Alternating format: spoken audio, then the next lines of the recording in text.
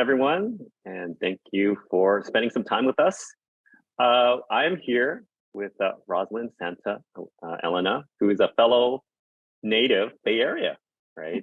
So excited to be talking to her, and also who just recently really focused on her sole business, a solopreneur.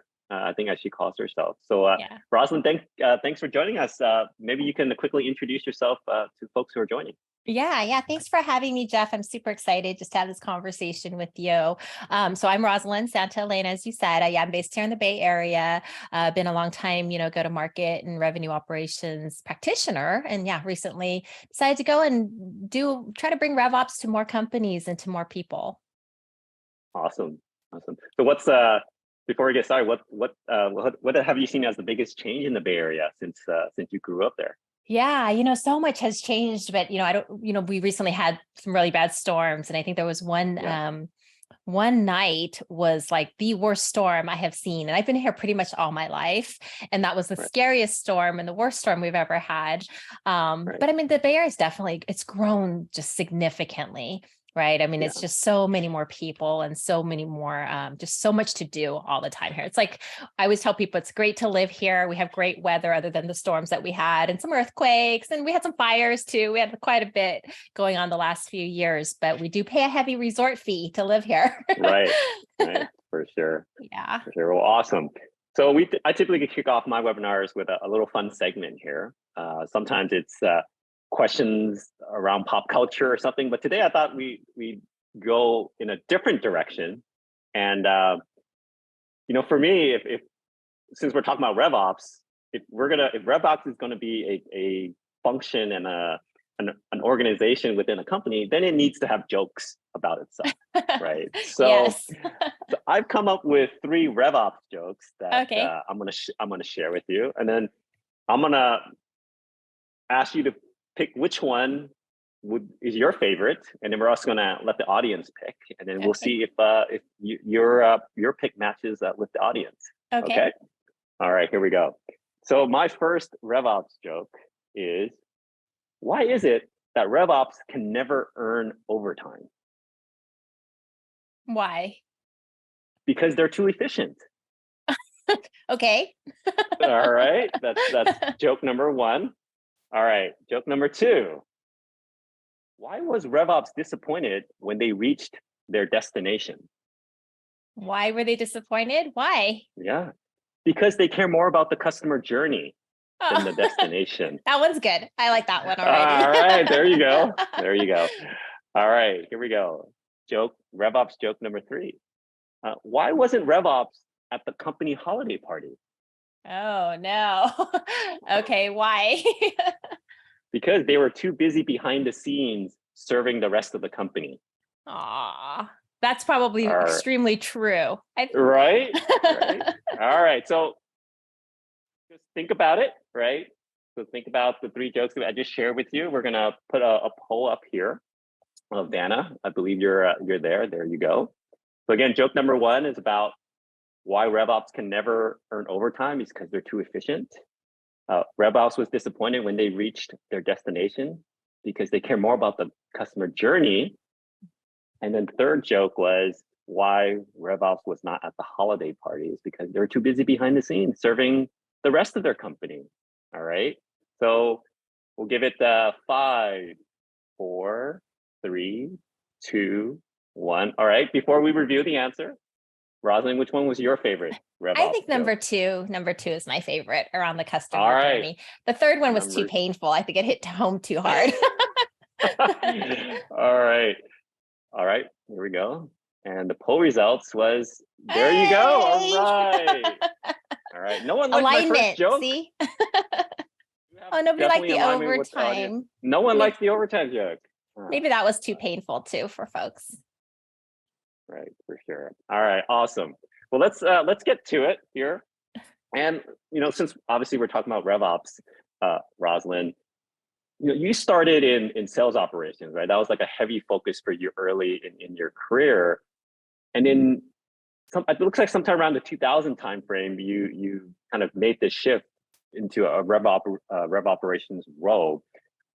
what was going on then? Like, what happened? What did you see, and kind of why do you think this role is really starting to get popularized among organizations? Yeah. I think there's always been, I always tell people that there's always been an operations function, right? As Hmm. for any company that has revenue, which every Yeah, company should, hopefully, there's going to be some type of operations function. But I do think in the past, it was much more of a, more back office, more of a support function, really helping the revenue leadership and then helping the team sort of behind the scenes, kind of like the Christmas party or the yeah, holiday party that you were sure. referring to, right? Do a lot of that behind the scenes work, but also similarly still collaborating with the team, understanding what's going on with the business, and then helping really accelerate revenue, right? Which is what we all want.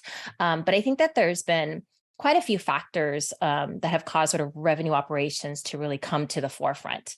Right. And I think we've seen a lot of that in the last maybe 5 to 10 years. In the past, we were sales ops, but we did a lot of post-sales work still. Right. And there was always the need to ship more and sell more all the time, Hmm. right? So there's always that support, there's implementation, there's services, and it used to be called time sales ops. And then, at least for myself, when I started doing more of the top of funnel type of work, it became kind of what we called field operations, right? And it was kind of marketing and sales and such. And then this term revenue operations, I think, has really become popular maybe the last 5-7 years or so. We Hmm. used to call it go-to-market operations, right? Right. But the function itself, I think just the rise of RevOps that we talk about quite a bit, I think a lot of it has to do with, one, we have this new revenue, a recurring revenue model, right, with SaaS, Sure. but also just the explosion of data, right? And the explosion of the technology that's available has really brought sort of this need to the forefront.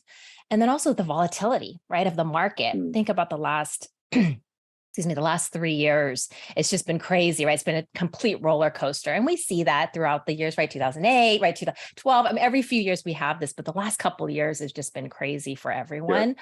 So I think a lot of those are reasons why we're seeing the rise of RevOps, but maybe even more importantly is the expectations of the buyer.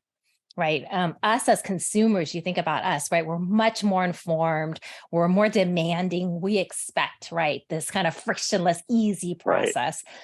Excuse me. And we don't necessarily want product or features or, we want thought leadership. We want best practices. We want our vendors to really be that partner to help us be successful and hit our goals. So that makes the selling motion much more complex. And it makes that really that end-to-end buyer experience, like you were talking about the customer journey, it Yeah. really makes that more and more critical for organizations, which I think that's where RevOps plays, right, really well in helping to bring all of that together. Right. No, that makes a lot of Yeah. sense. There, it's just it reminds me of like the CRO function, right? In the past, it Yeah. was head of sales, and the head of sales was responsible for kind of from point A to point B. And then, with the whole emergence of SaaS and the whole recurring revenue and all that kind of stuff, you needed to look further beyond just right closing that first deal, but also looking at Mhm. the renewals. And now, the CRO is responsible for kind of a bigger part of that experience, right? Than what it Yeah. was Yeah, before. absolutely. I think especially with SaaS, and you think about, I always tell people that, when that customer first signs the first time, that's just the beginning of the Right. journey, right? If you're doing it right, hopefully that's just the Yeah, beginning. So yeah, for sure. absolutely agree. For sure.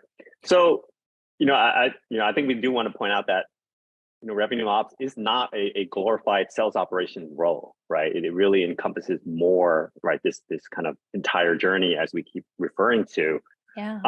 So one of the questions that come up in some of my previous conversations is, should sales operations roll up and report directly to revenue operations, just like marketing operations should maybe report to revenue operations and have a true kind of operational kind of function, or should they stay kind of dotted line? What's your take on that kind of different Yeah. arrangements? Yeah. I think that, I get asked that question quite a bit. Yeah. And I think that, I think the most important factor around, kind of consideration for that is really, regardless of where folks report into, there's got to be that alignment, right? You want Hmm. the benefits of alignment, of everyone, aligned in terms of what they're trying to achieve, their goals, or, you want alignment across all of the different pieces. So for me, revenue operations, having like the marketing ops folks, or I should say the operations folks supporting each part of the funnel, reporting into one organization or being a body, there's a lot of benefits to that, right? A lot of synergies. And I think you'll see a lot of efficiencies and a lot of optimization with that coming together. And then, of course, selfishly, I think ops people, we like to be with other ops people because it's very therapeutic, like I always talk about, right? Ops therapy. Yeah. But I do think that there's a lot of benefits to that because you're meeting constantly, you're collaborating, you're partnering, and everything that you're doing from the lens of that end-to-end piece, right? You're not looking at just, okay, I'm creating campaigns and marketing ops. How does that affect all of the downstream? And you have to have an awareness for that, but having it all together and really everyone seeing the entire roadmap together and planning together and executing together, there's tons of benefits to that. Yeah, for sure. How I describe RevOps to some of the folks is I remember, when I was younger at the carnival, we would play this game where you would roll this ball and then these horses would move, right? Depending on how you move. And I think part of RevOps is to kind of look at all these different lanes and try to make sure that they're in sync with each other, right? Like one's not getting too far ahead of the other, one's not falling too far behind, but trying to make sure that as best they can, try to stay in line. And because I think that's where magic happens, right? When everyone's kind of on the same page. So that's always a kind of an illustration I like to share around really some of the responsibilities for RevOps.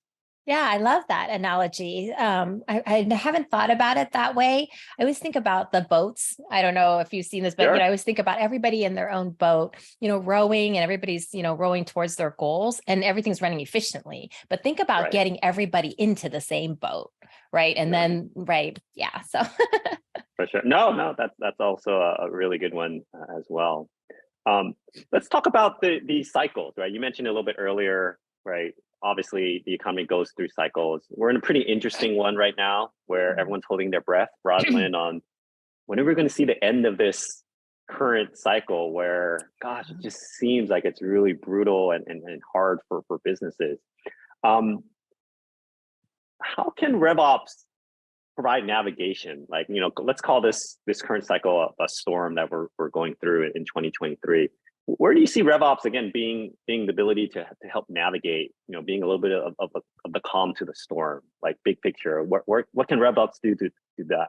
Yeah, definitely. I think there's a couple of big bullets that come to mind. I think we talked about kind of efficiency and optimization, but let's talk about maybe efficiency first. So I think about helping the team be more efficient, meaning doing the things that they need to do in the most seamless, efficient way possible, right? And how do we do that, right? We do that by setting proper expectations, right? We set proper guidelines, through having clear rules of engagement, clear processes, and really driving that, alignment that we keep talking about, right? It's aligning the entire team so that everybody understands, what they're responsible for, what their role is, and kind of how that plays in this customer journey.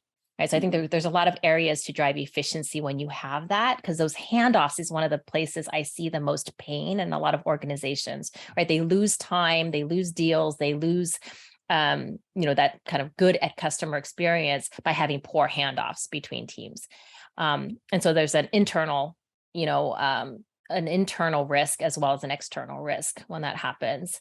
I think about the other thing around optimization is we're all talking about doing more with less, right? And of course, I've been trying to get people to say do better with less, but you're doing more with less, right? So really leaning into that, what's working. We talk about that a lot, right? What's working, what's not, and really leaning into the things that are going to produce the best results, right? And the best outcomes, and then stepping away and maybe backing away a little bit from the things that aren't, right? And maybe they're achieving results, but it's much slower, or it takes more money, or it takes more time. And so you just want to, in this type of market, you want to definitely spend your time, money, resources, people on the things that are going to give you the best outcomes fastest. So whether that's campaigns or, focusing on different target accounts, or even, your spend on your technology, right? Your tech stack spend, as everybody likes to talk about, but also all the time that's spent by your sales team, right? Or your CSM team. You want them, you want to spend those resources on the things that are, again, going to give you the most ROI, right? The most bang for your buck, as people say. Yeah. The other thing I think with RevOps that's really important during this type of market is that whole seeing around the corners, right? We talk about, skating to where the puck is headed, right? And so a lot of that is RevOps really helps to bubble up, when it's done right, helps to really bubble up the insights of the kind of what's working, what's not, but also doing that analysis and always testing, right? Doing a lot of that what if scenario planning to really understand where the business needs to focus. But not only where you need to focus today, but where do we want to go? And maybe even more importantly, like where do we not want to go? Yeah, no, for sure. Those are all very, very really strong points there. And I'm going to circle back to the do better with less in a second here. But before we leave this topic here, let me drill a little bit further, like specific KPIs that RevOps could really bring shine light to. Like, are there some of you think are key right now, or maybe your favorite KPIs from a RevOps perspective that really should take priority over maybe some of the others? Because there's a lot, right? I mean, there could be analysis by paralysis if we're not too careful, right? In the RevOps function. That's so right. What are your favorite KPIs that people should really be paying attention to in kind of our current climate? Yeah. So I think more important than maybe ever, but always important is you always want to move things forward, right? You want to make things, you want to progress things through the funnel or through the deal cycle. And so conversion, right, I think is a really big important metric, because a lot of times we talk about, how many leads did we get? How many meetings did we book, right? But what about conversion, right? How many of those turned into, actual meeting booked actual deals that closed? How much revenue? And think about conversion, because there's metrics within that, different parts of the funnel that you can incrementally improve. Right. Even if it's like 1 or 2% conversion, that could mean a lot of revenue dollars, depending on what your, what your deals look like.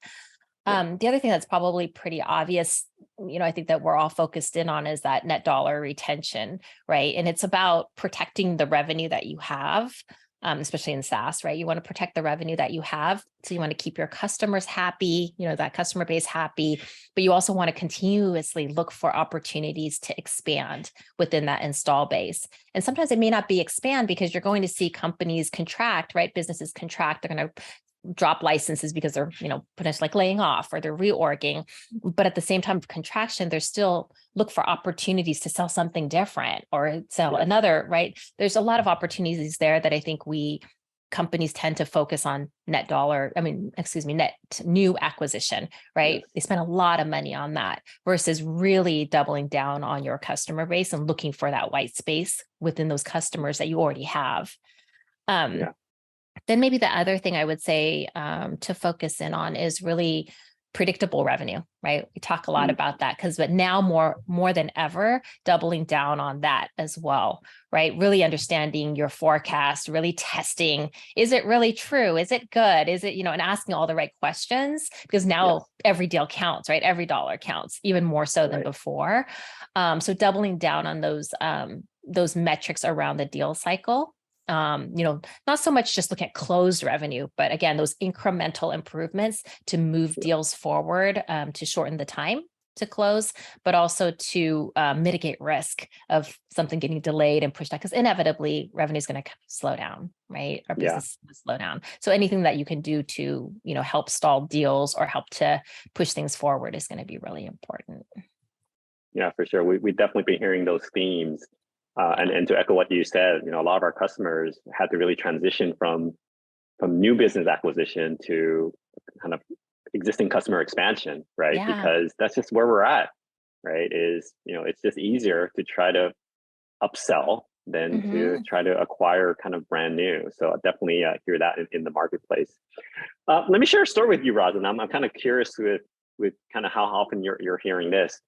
Something we do here at Rev is we focus on a lot of this area of the funnel where we call above the funnel, right? This is a focus area where we analyze what's actually, before it enters your pipeline, are you spending time on the right things, right? To your point of, doing better with less, one of a few outcomes that we've seen recently is, we asked the customer, when we onboard them. It's like, hey, describe for me characteristics that you know are must-haves to be a great prospect, right? And then immediately they start going down the line of, well, they have to be this number of employees, they have to be this revenue, and we're like, wait. Take that out of the equation. Don't worry about those constraints. What do you really care about? So they'll give us kind of more interesting characteristics now, right? For example, they'll tell us, well, for us to be successful, a certain team size needs to be present, right? For our software to really be relevant, or a certain characteristic within that company where they have to deal with a lot of data, but if they have too many data analysts, then that's not good for us, right? Because we sell a data platform. So it starts to get really interesting when we have these conversations. And then once we get this list of characteristics from them, we say, okay, well, if you're willing to share with us your current target account list, let's actually measure how many, what's your match rate for things that you tell us are must-have versus things that you're actually working on right now. And it was surprising to us, Rosalyn, that one example was 10% match rate. Wow. Another example was like 20%. So this disconnect it seems to be happening, right? So do you see that? I mean, why do you think this is happening in the marketplace, where they know what really matters, but they're spending time on accounts that don't really match what they know? Can you speak to that? Yeah, definitely. And it's funny that you say that, because I mean, I'm not surprised, honestly, that it's like that some of the 10% are really low match rates, because I think we focus a lot on, God, I love that. I love that point of what you were just saying about kind of focusing even before that. Forget about, kind of your ICP, right? Think about some of the other intangible things, or the things that, really are meaningful. Because I think about even with ICP, right? A lot of companies say, oh, I sell to B2B SaaS. They have to be in tech. It's like, okay, well, are you going to target 50,000 customers? Probably not, right? And we try to kind of really figure it out. But definitely, I do see a lot of that. There's a lot of opportunity there for companies to really focus in on the best accounts and the best customers for them.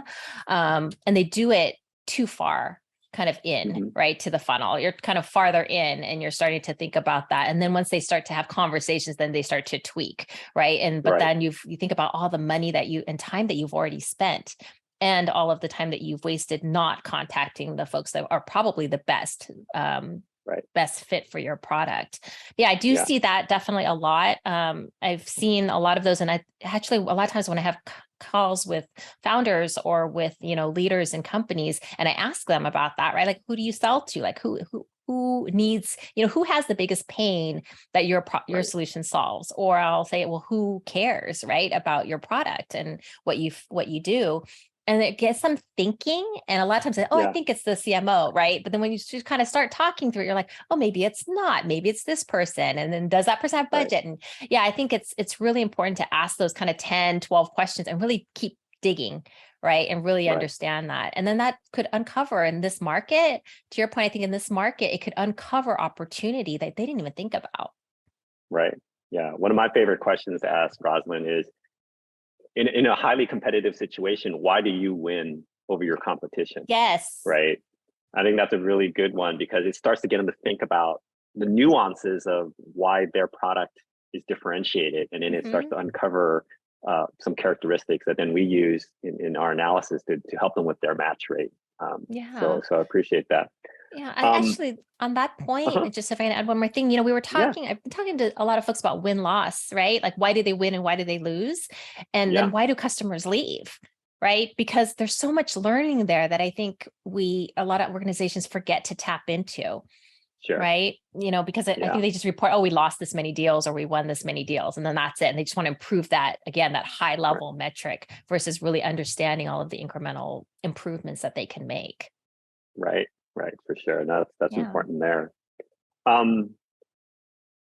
Jumping to kind of another topic here, still related to RevOps. In one of your previous webinars, I think it was with Tim Hughes, you mentioned the importance of RevOps being a great communicator, right, within their organization. So let's kind of unpack that a little bit, right? Because I imagine that there's lots of folks who kind of follow the path that you went through, Rosalyn, right? Where they were in sales operations, they're really good with data, and now they're in a role where this communication is now going to be part of their job. How do you, what guidance can we have for them, right? How do they start to have these tough conversations, let's say with the executive team, that, hey, I'm seeing this insight, I don't like what I hear.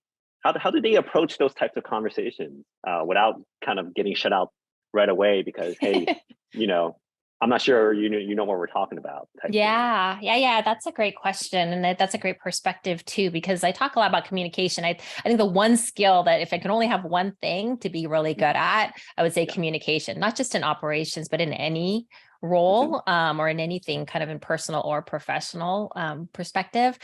But, and it's not just about writing or speaking well or presenting. It's about the ability to really drive your message across, right? And be able to influence and be able to drive consensus, but also to bring everybody along. I was talking about kind of bringing everyone along to where you want to go, right? And where the end destination is. When you're having conversations with anyone, especially with an executive, I think when you're coming, it's almost like it's a selling cycle, really, to me, because I think you need to, kind of understand, demonstrate the value, identify the problem, right? But you have to come prepared and armed with information, right? So in your scenario around, hey, I'm seeing this, something happening in the business, you're coming with the perspective of, tying it back to what is our goals, right? What is our strategy? What's the goals? Like if it was an example of like a CRO, for example, and you come to him and you say, hey, I know we're trying to hit X number of whatever net new logos, for example, or retention. And then you're bringing this data, say, hey, this is where we want to go, right? Because then you're tying into something they care about. Right. And then you talk about, okay, and this is what I'm seeing, and always come with a recommendation. Right. And I always come with a recommendation. Never go to, one of your stakeholders or even a partner, your peer, and say, oh, I'm seeing this problem. I've seen this, right? It's more of the, hey, this is what I'm seeing and why it's a problem. This is what I'm seeing. And here's my recommendation or recommendations, right? Maybe a couple options, and always come with the pros and cons, because there's always a, good and bad for every decision that you make. So I never have a conversation without kind of really understanding the why, right? And being able to articulate that. And then explain the what, right? Like, what is it that you're asking for? Always come with a call to action, right? Always something to do to make a decision, and then come with the data and the support information, which means the pros and cons and a recommendation. Right. And I think the more you do that, then you establish yourself as like, okay, I understand the business. I understand what you care about, and I'm equipped to provide you with the information. And by the way, I have a thought on this too, right? I have a recommendation. And then the more you do that, then you become this thought partner, right? This business partner. And you're no longer seen as like, oh, they're just, they just create reports and they police the CRM or whatever people say, right? And then you start to elevate yourself. And then also you not only get a, as they say, a seat at the table, but not only you get that, but also you're learning, right? And you're pushing yourself to ask why and understand, so that you start to really elevate yourself in terms of what you know about the business and how you contribute. Awesome. I love that. I know one of my previous companies, we have this point system, right? Where when you come to a meeting with a problem or an identified problem, you get 1 point. But if you come to the meeting with a solution to the problem, you get 10 points. Right. Nice. So we I like that. We kind of have that little system remind people, hey, into a problem is much more valuable than just identifying a problem. So I think that's definitely echoing what you're saying here. Yeah. Rosalyn, we are, believe it or not, at time here. Oh, and, my goodness, that went by fast. It went by really fast. For people to know how they can reach you, I used your office hours as well before in the past. That's how we got initially connected. Tell us about the RevOps Collective, what's that up to, and how they can reach you. Yeah, definitely go check out the RevOps Collective website. Tons of information there around the services provided and what our mission is, as well as you're able to book time there as well, to be able to speak more about what we're doing. Community, I'm launching a community next month, so super excited about that. You can learn more about that on the website, and then you can always find me on LinkedIn. Awesome. Yeah, Rosalyn is super responsive and has a ton of knowledge. So definitely everyone who's joining us today, please do take advantage of her. I'm also excited to share, Rosalyn, that we are going to be collaborating with Deloitte here on this market study. I don't know if I shared with you, but so back to the story that I mentioned to you earlier, where we're just seeing this pattern of lots of companies think they know or think they're working on the right prospects. We think there's a bigger problem there, and we're gonna do some work here to really quantify that and share it with the community. So we'd love to share that the results with you once we have that study completed. For those who want to participate, we're kind of finalizing kind of all the details, but definitely hit us up here at getrev.ai. Let us know that you're interested in understanding how well you match your target account list, the things you care about. We're happy to run that, have you part of that study as well. Rosalyn, thank you so much. It's always a pleasure to talk to a native Bay Arean person here. And we hope that you can join us again in the future. Awesome. Thank you for having me. Okay. Thanks everyone for joining. This will also be recorded, and we'll send that out to you once that's ready. Everyone have a great rest of your Thursday and rest of your week. We'll talk to you all soon. Bye now.